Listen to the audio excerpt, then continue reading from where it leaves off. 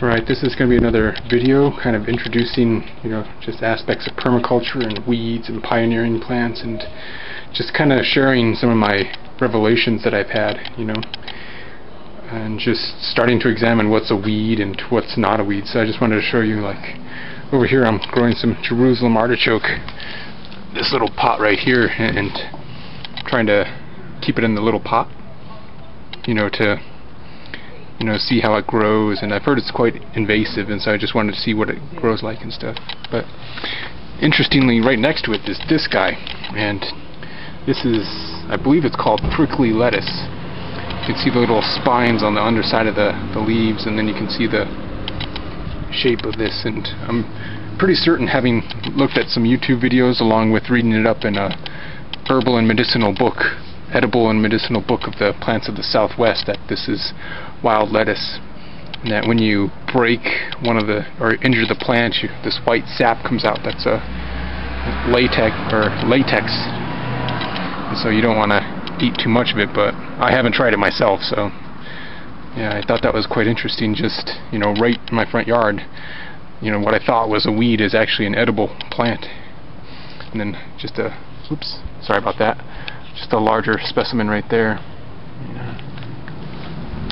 And then if you keep coming over this way, I thought this was another weed, and I was wondering, what is a weed? What is its purpose? Is it a pioneering plant? And in the D4 drought condition that we're having in New Mexico, I was really surprised that this plant is doing quite well. And it's a Suncus, or I'm pretty sure it's a Suncus. I don't know the variety, but you can tell down by the leaves down here, this little lobe connection, and the spiky nature of this. And then it's in the afternoon now, but in the morning the flowers had actually opened up.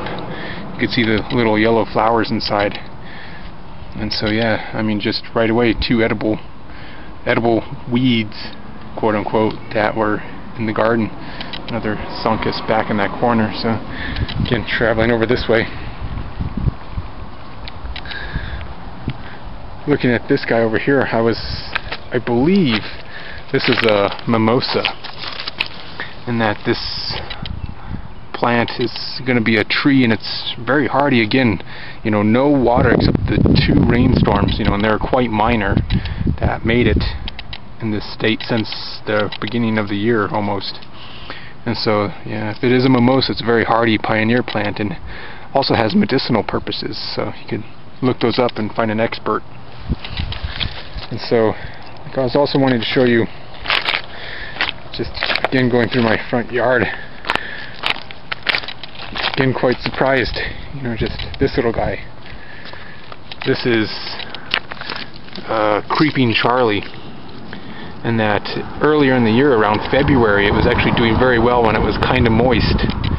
It was still cold, it had aspects of snow, one of the moisture events in the reason, and then had this beautiful purple flowers on it. So it also has medicinal purposes. So again, look it up. And it was really shocking to me, just 3 weeds, quote unquote, in the front yard that are pioneering, doing well in this D4 drought condition, also are edible or medicinal.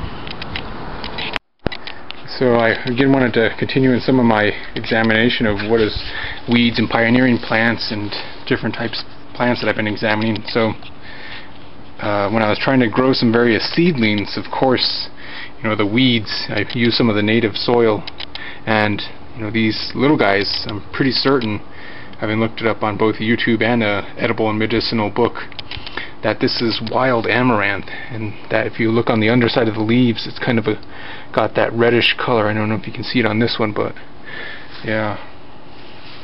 Let's try and look over at another one that I was growing. See if I have enough light here. But yeah, along I was trying to grow some peanut plants for more nitrogen, but on the underside you can kind of see that reddish color, just the shape of the leaf as well. And edible, that I tried a leaf this morning, after I was fairly confident of identifying the plant. And again, I tried a very small amount, 1 leaf, after putting it on my skin for a short period of time.